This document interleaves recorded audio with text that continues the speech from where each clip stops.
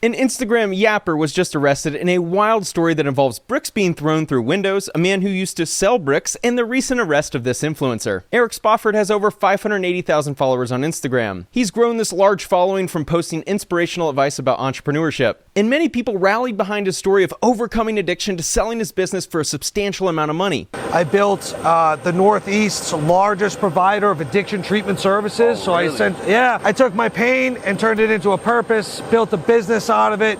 You know, that business was doing about $55 million a year top line revenue, and I eventually sold it for $115 million, and that was a couple years ago. In March 2022, New Hampshire Public Radio released an article titled "He Built New Hampshire's Largest Addiction Treatment Network. Now he faces accusations of misconduct." Instead of paying out hush money like many deviants before him, Eric decided to fight back, which has led to an undesirable outcome for him. I've talked to dozens and dozens and dozens of people at this point, and many of them have shared with me allegations of whether it's sexual misconduct that they experienced or a toxic workplace. I even report, and as I had a news story and also later in the podcast, that multiple people quit Granite Recovery Centers because they heard an allegation that involved Eric Spofford, that involved sexual misconduct, where he sexually assaulted a woman who worked for him, who used to be a client at the recovery center at Granite Recovery Centers. So Eric knows the industry well, as he once was a heroin addict who needed help. After recovery, he began a business in developing the centers for others. He did that because he himself is in recovery, and he devoted his life to helping other people find recovery.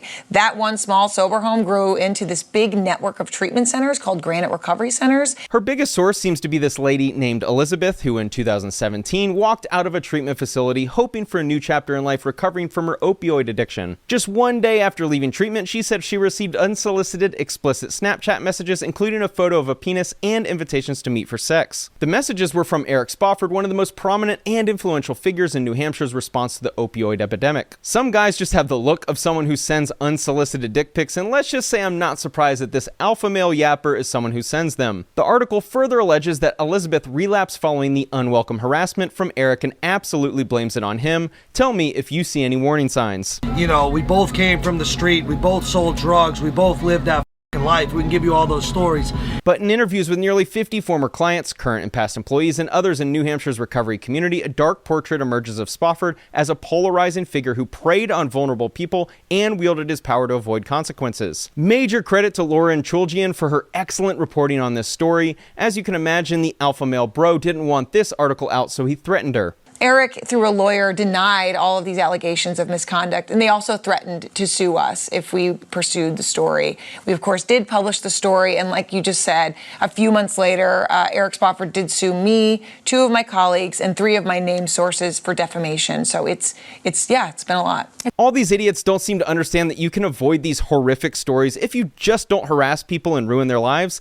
Is that too much to ask in 2025? Sadly, dick pics aren't the worst behavior being reported. Elizabeth said the messages continued occasionally over the next 2 years. She recalled a message he sent in 2019 after she saw Spofford at an event he was attending with his girlfriend. He texted me as soon as I left, telling me how good my ass looked, that he wanted to meet up with me and sleep with me, she said. It's so bizarre to me how many of these dudes never matured past the horny 17-year-old stage and have zero clue how to communicate with women. These are the kinds of guys who send pictures of their cars to women, not understanding why they never respond. Eric needs an AI messaging app who will respond the way he wishes. I have just the solution for him. The sponsor of this video, Venice AI, is an uncensored AI assistant that will be a lot better at sending messages than Eric. AI LLMs are the trendy new tech product right now, but are we going to make the mistake of letting these tech giants control our data again? Venice utilizes leading open source AI models to deliver text, code, and image generation to your web browser. There's no downloads, no installations of anything. They don't spy on you or censor the AI. Messages are encrypted and your conversation history is stored only in your browser. Just one simple example of how I use Venice AI is writing jokes that I can make within videos like this one. While that may be fun and innocent, sometimes I need to use Venice AI for more personal matters. Knowing they aren't storing my personal data is important. Their feature allowing for PDF document uploads is extremely helpful. Being able to upload contracts or health results and have the AI summarize it for me is incredibly valuable. And submitting legal documents and asking for a summary makes my life so much easier. Seriously, it's like having a lawyer as a personal assistant. I pay for the Pro plan to unlock the full platform and features including PDF uploads and the ability to turn off safe mode for extra image generation. If you want to use AI without fear of handing over your most intimate thoughts to a corporation or the government, and you want access to all their features, you can get 20% off a Pro plan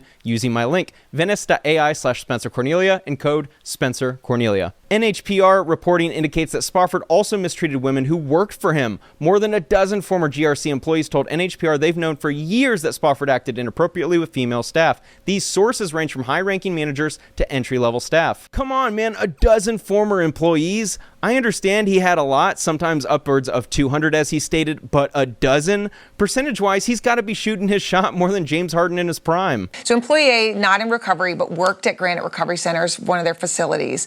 And she received similar Snapchats while working for Eric that Elizabeth also received. And she also told me that there was a day when she was working, during the workday, Eric called her in for a meeting in his office, and she alleges that he sexually assaulted her. And, you know, this is in his office in the middle of the workday. People, as employee A said, were working right outside the door. And she told people that this happened, and I was able to corroborate it with them. This story isn't a single person making anonymous accusations and hiring Tony Busby. This is clearly an issue he has, and based on all of these stories, we're starting to get into possible jail time. He's no stranger to jail time. He even has a mentor in Wes Watson who can train him on being king of the block in jail or whatever terminology he lies about. He might even miss jail so much that he dresses as a prisoner on Halloween. I'm going to present a video from Eric to you before sharing the journalist's next segment because I want to see if you can point out the discrepancy, which makes me believe the next victim. So the lawyers just told me that they sent a settlement offer. I said, tell that motherfucker to go kick rocks and I'll see him at trial. I'm bringing all my character witnesses. All of them. All of them. I'm going to make a goddamn spectacle out of this fucking trial. I wouldn't settle this thing for fucking $50 right now. I'm looking forward to it. See you in court, motherfucker. The context here was an employee suing for wrongful termination, but notice how he talks about settling and wanting to fight in court. Another allegation is from a woman who I didn't speak with, but multiple former employees of Granite Recovery Centers told me that she told them directly that she and Eric had a sexual relationship that wasn't always consensual, which of course is sexual assault. And she was a former client of Granite Recovery Centers as well.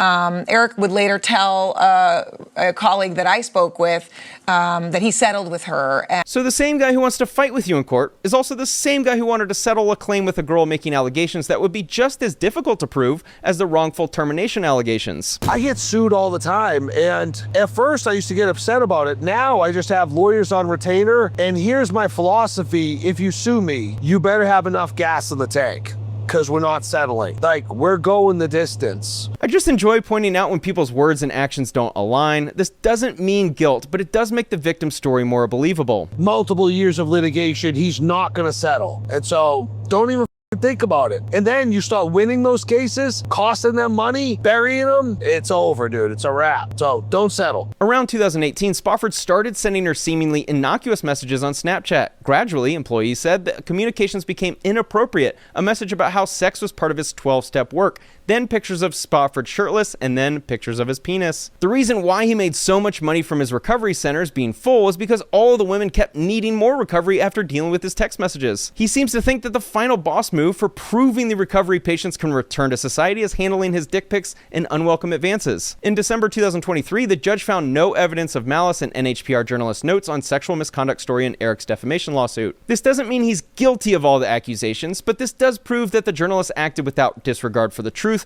meaning she made a good faith effort in validating the claims made in the reporting of the story. The complaint was originally dismissed in April, but Spofford was allowed to amend his complaint, asking to review Chuljian's notes and enter newsroom communication on the story.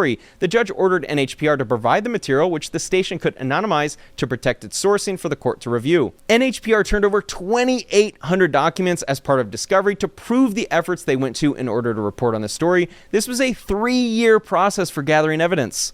And unfortunately, on the street, the consequences are a lot harder than they are out here in the real business world too. Whereas you might get sued in the legitimate business world, bad things happen on the street when it goes south. If you break your word, you can get yourself and your people in a lot of trouble. You can remove Eric from the streets, but you can't remove the street hustler mentality from Eric. The story came out in March of 2022. And then in April, I got a call from my parents that their house had been vandalized. I called my boss to tell him about it.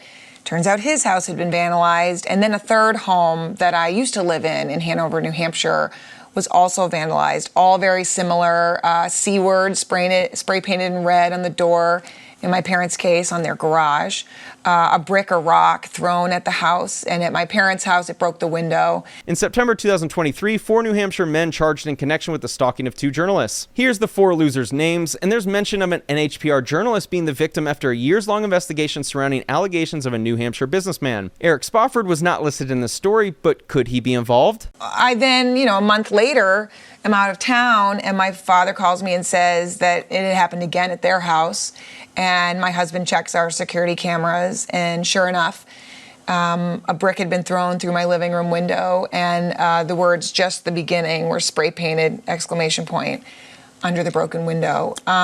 In November 2024, a ringleader of stalking campaign against journalists sentenced to more than 3 years in prison. Defendant hired others to harass journalists and their families in retaliation for reporting about his close friend. Still no mention of Eric Spofford in this article, so are we sure it's about Eric? Well, just the other day, CBS News posted this article titled "Feds Arrest New Hampshire CEO for Allegedly Devising Conspiracy to Stalk, Intimidate Journalists." Eric Spofford was indicted on 1 count of conspiracy to commit stalking through interstate travel and using a facility of interstate commerce, 1 count of stalking using a facility of interstate commerce, and 2 counts of stalking through interstate travel. Spofford was arrested this afternoon and will appear in federal court in Boston at 3:30 p.m. on June 2, 2025. What's up, team? Eric Spofford here. In today's video, I am going to cover how dealing drugs on the street taught me 3 very important lessons that I have applied to business that has allowed me to build a 9-figure net worth. These street hustler type dudes always seem to revert back to their true selves, despite having a yacht, living in Miami, owning a fleet of the most desirable cars,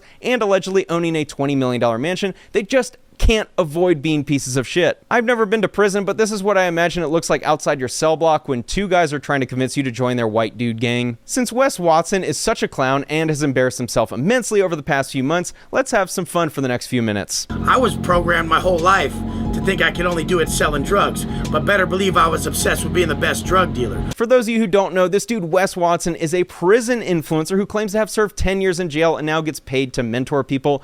Yeah, trust me, I know our society is beyond cooked. I came out with a different approach to a different blueprint. My old blueprint was selling drugs and do whatever I could to be a millionaire. I was a millionaire before I went to prison. Everyone knows I pushed them packs, I had them whips, and had them pads before prison. Eric says that Wes is his best friend. They're probably perfect for each other, but I want to show you something I found that is so flippin' hilarious that I have to share with you. But we have coaches teaching coaches how to be coaches, teaching other coaches.